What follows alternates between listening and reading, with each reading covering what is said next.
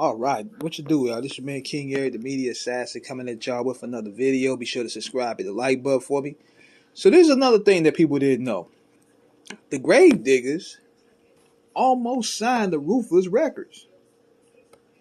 Yeah, they almost signed under the Eazy-E. And Prince Paul said this here. He said, in regarding the Eazy-E and NWA legacy, he said, it's a real funny guy. It's funny. I'm thinking NWA is all street and gangster, but he's a real nice dude, man. Talking about Eazy. I remember going to Los Angeles, going on to Ruthless Records. And I remember he had a demo in his hand. He was like, yo, Gravediggaz, I really like this. I want to sign y'all. I'm like, really? Wow. One, I'm a big NWA fan to begin with. People don't realize how huge of a fan I was. So this was kind of going straight forward circle for me. So I'm like, wow, he gets it. After all this rejection, Eazy gets it.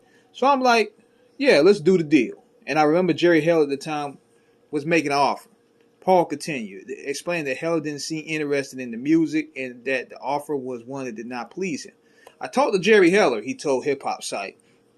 He was okay, but was very disinterested. You know, he doesn't care about the music. He's just the business dude, but that's contract.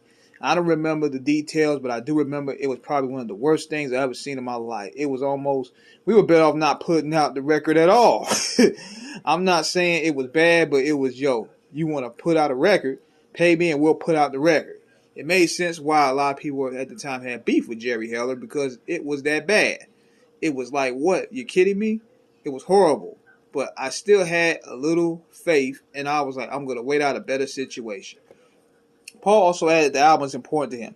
I'm still satisfied with this record. It's probably my favorite record that I've done. And I don't do too many records that I produce.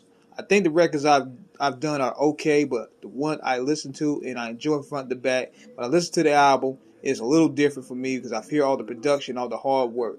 I'm sure it would be okay if I came to the studio, did the rhymes, and then I'm gone. But I piece it together, so I listen to it. I usually be like, wow, I cannot believe I did all this with this equipment that I had on. So yeah, he was talking about the 1994 6 Feet Deep album. And I want to ask y'all this too, because the Gravediggaz was actually a dope group. We talk about RZA when he was the Resurrector, Prince Paul, the aka the Undertaker, Too Poetic, aka the Grim Reaper, and Fuquan, the Gatekeeper. A lot of people don't really mention them like that. They really don't. They were a part of that horrorcore wave that came through in the early 90s. And I remember Poetic, not too long ago before he passed away, he was very hurt about RZA not reaching out for him. There was an interview that I read like in 99, 2000 where he was upset that RZA didn't call him, didn't visit him, didn't say anything after he got diagnosed with cancer. So it had to be some beef there because I remember RZA was more so leaning towards focusing on Wu-Tang and less on the Gravediggaz, and I think Poetic felt a sort of way. So that's where the comment probably led to the fallout. Now, what y'all need to check out is one of the last songs that Poetic recorded. It was on Last Imperial joint called One Life, where he talked about his battle with colon cancer. It was very chilling. Very sad verse, man. One of the most thought-provoking and heart-wrenching verses ever, because you can feel this man pouring his heart and soul on his deathbed. And I'm thinking also, too, after he passed away, and part of what happened with the Gravediggaz situation is RZA had enough headaches as it is dealing with Wu-Tang. Dealing with the Gravediggaz was probably another added-on situation. He had to deal with 9 niggas and running a production company and doing all they beats. So I kind of understand that, and he's juggling all these worlds.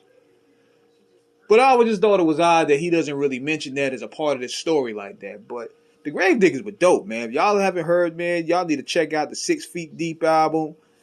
And y'all need to check out that second album when they had the Night the Earth Cries up there. I think it's called The Pick, the Sickle, and the Shovel.